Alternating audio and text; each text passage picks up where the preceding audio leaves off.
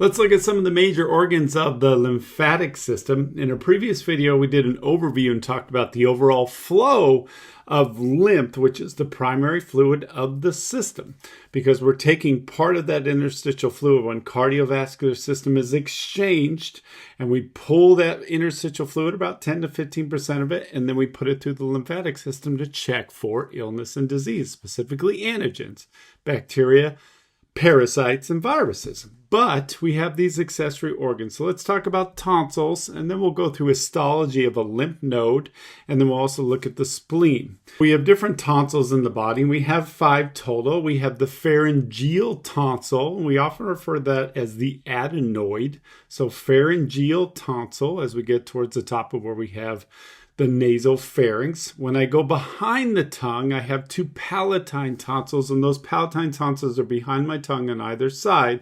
And that's the one when you're at the doctor, you say, ah, and you're looking at to see if they're inflamed. So that's palatine. And then I have 2 lingual tonsils. And the goal of the tonsils is that first line of defense as we breathe in air and we eat food. So our tonsils are evaluating as things stick to it, our antigens that we might be exposed to. So again, bacteria, viruses, and maybe parasites.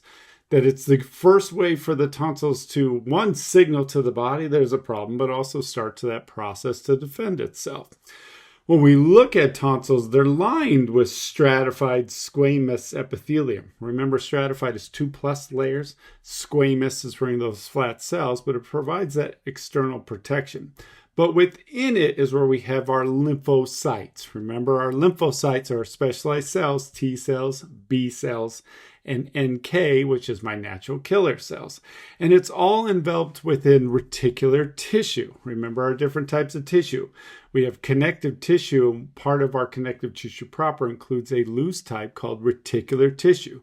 Reticular tissue creates the framework within the actual structure. So tonsils, lymph nodes, and spleens all have this. This reticular tissue gives me a structural framework, but it also allows for those cells to be active within that tissue to coordinate their activities, in this case for identifying antigens.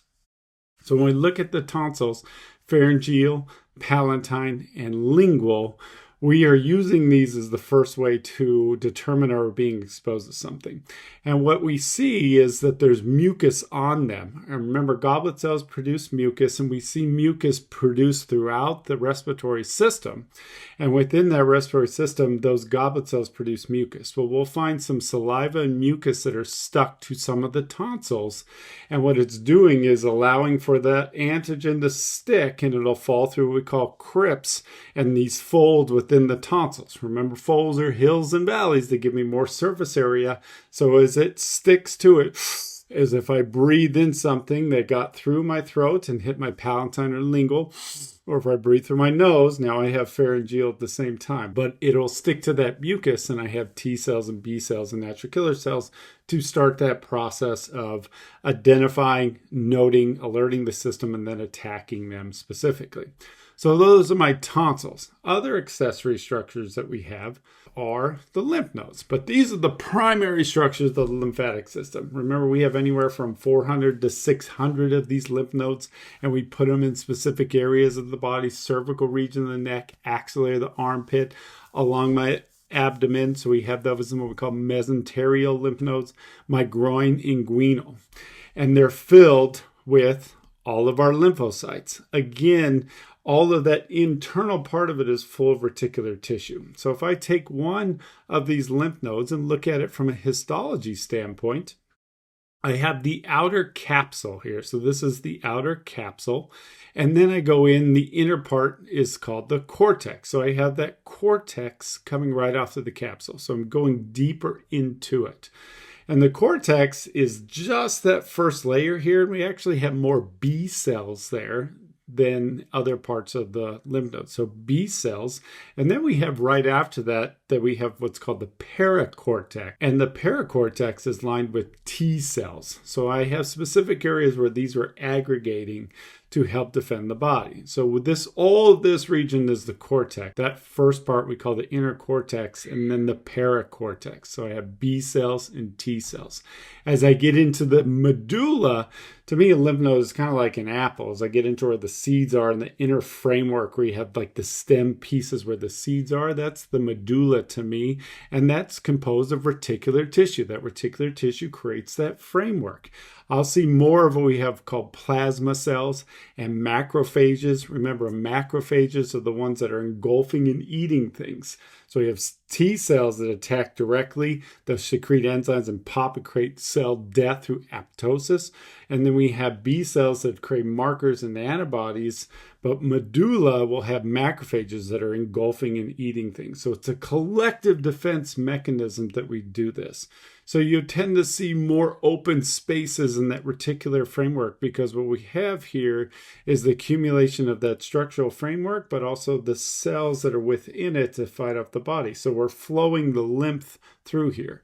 So when I look at here, I have that green outer capsule, and then the first part of the cortex, and then the paracortex, and then I have these lymphatic nodules that are incorporating and aggregating all of my lymphocytes, and it's going through all that reticular tissue. The goal is to go in and out, and so we're filtering it just like a coffee filter or water filter to determine are we being exposed to something. So that's when we look at the histology of a lymph node.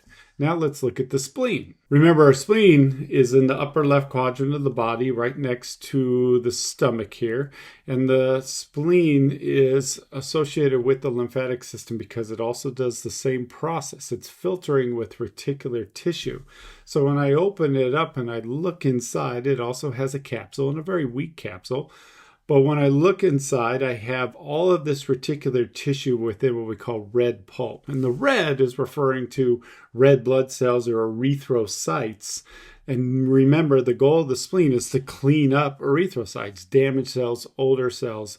And so we're using that as a mechanism to get rid of cells that we've already used throughout the body because erythrocytes have a lower lifespan, so it's less. So we're constantly using the spleen to clean up that. And that's what we call the red pulp. So we see a lot of reticular tissue there. White pulp, don't go by the appearance.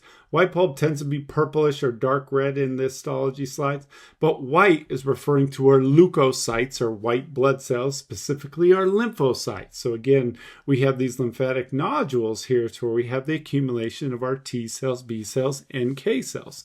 So it's this larger mass that we're using this now for detection against illness and disease, and that can then determine, are we being exposed to something? So we have all our lymph nodes to do this, but then we have a larger organ, the spleen, to not only filter red blood cells, but also to look for any exposure to antigens, viruses, bacteria, and parasites. So when you look at the spleen, you see majority of this is red pulp. About 75% of it is the red pulp with that reticular tissue. And then the white pulp are these darker purple or red nodules, depending on your slide, that are integrating the defense part of it with our lymphocytes. So this is the spleen when we look at it from a histology standpoint. So you get a consistency with the different structures, the tonsils, the spleen, the lymph nodes. It's using reticular tissue as its structural framework, but then integrating all of our lymphocytes, those specialized cells, to determine, are you being exposed to something, and create an alert system through the body. So this is an overview of lymphatic system organs.